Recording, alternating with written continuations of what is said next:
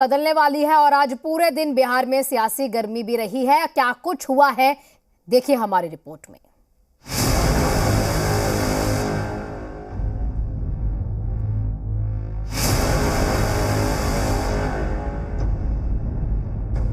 ये सभी दो विपक्ष के लोग एकजुट होंगे तो 2024 के चुनाव में जो देश की जनता का है वो निर्णय बहुत अच्छा आ जाएगा। तब इन लोगों को पता चलेगा। हम लोग तो सवाल ही नहीं पैदा होता है,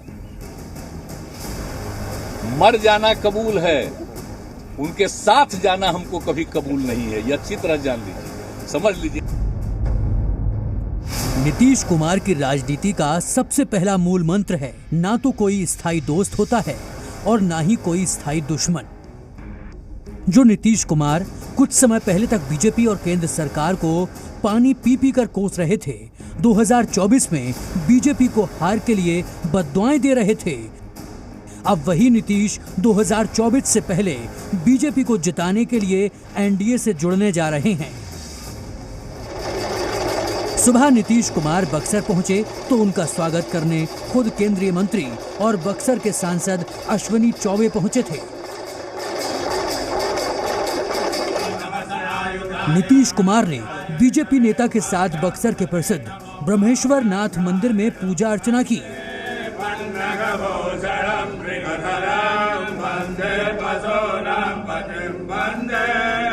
दोनों नेताओं ने साथ में महादेव की आरती भी की।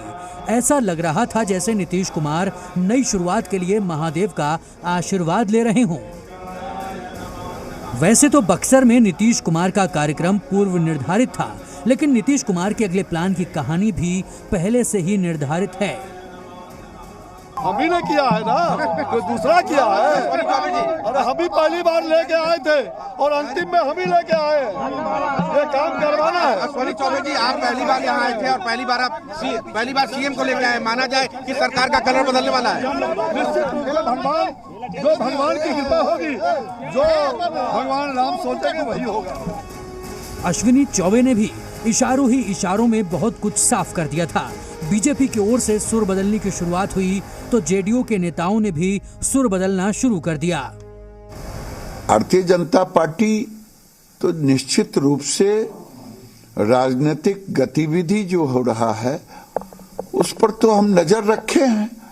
अभी तो जो जवाब देना है लालू जी को देना है, आरजेडी को, तेजस्वी जी को या नीतीश कुमार को। ने लालू यादव अभी कहे हैं कि हम निकल गए हैं, अन्य नीतीश कुमार कहा है कि हम छोड़ देंगे। तो इसमें भारतीय जनता पार्टी क्या बोले कि इन लोगों की आदत में शुमार रहा है नौकरी के बदले जमीन लेने का। तो 2,15,000 शिक्षकों की बहाली जो तय सीमा में माननीय नीतीश कुमार जी के नेतृत्व में हुआ, जिसमें न पदस्थापन में चल पाया न नौकरी देने में चल पाया, तो स्वाभाविक है अनर्गल प्रलाप कर रहे हैं। अनर्गल प्रलाप पर रोक लगाइए, वरना अंजाम इसका राजनीति में बेहतर नहीं होगा। अचानक से जेडीयू के प्रवक्ता को लालू यादव का भ्रष्टाचार याद आ गया। नीतीश कुमार अपने राजनीतिक जीवन काल में तीसरी बार एनडीए का सहयोगी बनने को तैयार हैं। अलग अलग वक्त पर अपना नफा नुकसान देखते हुए नीतीश कुमार एनडीए से आते जाते रहते हैं। इस बार नीतीश कुमार के पलटी मारने की वजह है लोकसभा चुनाव में बिहार में हार का डर और इंडिया गठबंधन में तवज्जो न मिलने से नीतीश का मन गठबंधन से ठिठकने लगा था। वैसे भी इतिहास गवाह है, जब जब लोकसभा चुनाव में नीतीश एनडीए से दूर रहे हैं उनका नुकसान हुआ है। 2009 में लोकसभा चुनाव में एनडीए के साथ थे, तब जेडीयू को 40 में से 20 सीटें मिली थी, लेकिन 2024 लोकसभा चुनाव से पहले नीतीश एनडीए से अलग हो गए थे। उस साल जेडीयू को सिर्फ 2 सीटें मिली थी। इसके बाद 2019 में एनडीए के साथ थे तो उनकी सीट बढ़कर 17 पहुंच गई थी। अब 2024 लोकसभा चुनाव में कहीं जेडीयू फिर इकाई अंक में ना पहुंच जाए, ये डर भी नीतीश कुमार के मन में हो सकता है। नीतीश कुमार के पुराने रिकॉर्ड को ध्यान में रखते हुए बीजेपी इस बार शर्तों के साथ नीतीश कुमार को साथ ला रही है। इसमें सबसे बड़ी शर्त ये होगी कि वो एनडीए के दूसरे सहयोगियों का ध्यान रखें। पशुपतिनाथ पारस, चिराग पासवान, उपेंद्र कुशवाहा और जीतन राम मांझी नीतीश कुमार के विरोधी रहे हैं। ऐसे में उनके सम्मान की भी बीजेपी ने शर्त जरूर रखी होगी। लोकसभा में सीटों के बंटवारे पर किसी तरह का विवाद न हो, इसके लिए भी बातचीत हुई होगी। खुद चिराग पासवान ने गृह मंत्री अमित शाह और बीजेपी अध्यक्ष जेपी नड्डा से मुलाकात कर नीतीश से विवाद की पुरानी कहानी याद दिला दी। लोक जनशक्ति पार्टी रामविलास ने अपनी तमाम बातों को, अपने तमाम कंसर्न्स को, अपनी तमाम चिंताओं को उनके समक्ष मजबूती से रखा है।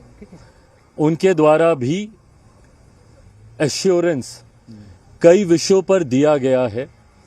कई विषय हैं जिस पर विस्तार में हम लोग की चर्चा हुई, लगभग आधे घंटे तक ये बैठक चली है।